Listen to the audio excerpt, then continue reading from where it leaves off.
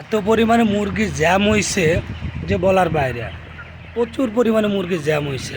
এই ঘরে ২৭,০০০ মুরগি হলে ভালো হয়, সেই জায়গায় ৩০,০০০ মুরগি, প্রচুর পরিমাণে জ্যাম মুরগি, মানে এত। আসসালামু আলাইকুম আমার খামারি ভাইরা, কেমন আছেন? আশা করি ইনশাল্লাহ সবাই ভালো আছেন।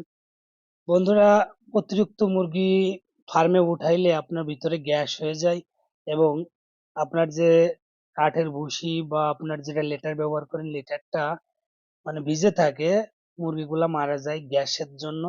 দেখেন, এবার আমার এই ফার্মে মুরগি উঠানোর কথা ২৭,০০০, সেই জায়গায় আমি ৩০,০০০ মুরগি উঠানোর পরে মুরগি প্রচন্ড পরিমাণে জ্যাম হয়েছে। জ্যাম হওয়ার কারণে মুরগিগুলা ভিতরে গ্যাস স্টক করতেছে, গ্যাস স্টক, মানে আপনার নাক দিয়ে পানি পড়তেছে ঠান্ডার জন্য।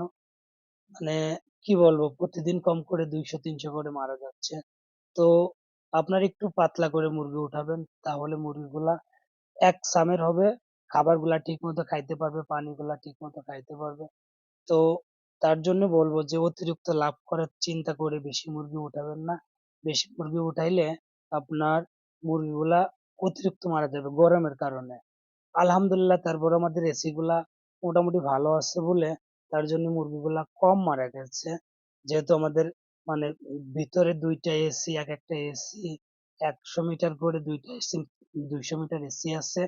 তার জন্য মোটামুটি মানে ভিতরে ঠান্ডার কারণে মুরগিগুলো কম মরতেছে। তারপরেও আমাদের অ্যাডজাস্ট ফ্যান আছে আপনার ১২টা একটা ঘরে। তারপরেও মানে ভিতরে প্রচন্ড গ্যাস জমে যাচ্ছে। যতই অ্যাডজাস্ট ফ্যান দিয়ে বাতাস বাইরে বেরোচ্ছে, তারপরে ভিতরে গ্যাস থেকে যাচ্ছে। তো যারাই ফার্ম করবেন চিন্তা করবেন যে মুরগি একটু পাতলা রাখার জন্য। ওই যে ওই সাইডে অ্যাডজাস্ট ফ্যান, তারপরেও ফ্যানের বাতাস টানার পরেও ভিতরে গরম থেকে যাচ্ছে। তার একটাই কারণ অতিরিক্ত মুরগি। আমরা লেটারটারে মুরগি বড় হলে উল্টাইতে পারতেছি না, না উল্টানোর কারণে ভিতরে গ্যাস জমে যাচ্ছে। যেহেতু মুরগি অতিরিক্ত, তার জন্য আমরা লিটার গুলো উল্টাইতে পারতেছি না। এ দেখেন যে মুরগিগুলো মরে যাচ্ছে স্টক করে করে। কিছু করার নেই, অতিরিক্ত মুরগি হলে যা হয়। আলহামদুলিল্লাহ, তারপরেও আমার মুরগি প্রায় ২ কেজি প্লাস, ২৯ দিন আজকে বয়স। আজকে মুরগিগুলা সেল দেব। আজকে ১৫ থেকে ২০ হাজার মুরগি সেল দেবো এই ঘর থেকে। দেখা যাক বাদ বাকি আল্লাহ পাক কি করে। হয়তোবা মানে আপনার টোটাল মুরগির থেকে যদি অর্ধেক মুরগি সেল দেওয়া হয়, মুরগিগুলা একটু ভালো হবে। তো যারাই মুরগি সংক্রান্ত কোনো তথ্য জানতে চান, অবশ্যই আমার সে কমেন্টস করবেন, তথ্যগুলো দেওয়ার জন্য চেষ্টা করব। আর আমার এই ফার্মটা সৌদি আরব, জেদ্দা, গ্রানিয়া। তো যারা এই মুরগি সম্পর্কে কোনো তথ্য জানতে চান, আমি যতটুকু পারি সম্ভব ততটুকু আপনাদেরকে বলার বা আমার জ্ঞানের থেকে যতটুকু কুলাই দেওয়ার চেষ্টা করব।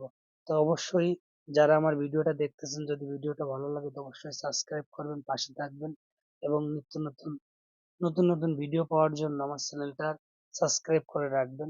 তো আমার ভিডিওটা কেমন হয়েছে অবশ্যই কমেন্টসে জানাবেন।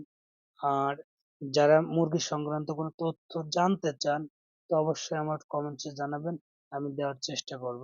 তো সবাই ভালো থাকবেন, সুস্থ থাকবেন, সেই দোয়া করে আমি জেদ্দা থেকে আমার ভিডিওটা শেষ করতেছি। সবাই ভালো থাকবেন, সুস্থ থাকবেন, আল্লাহ হাফিজ।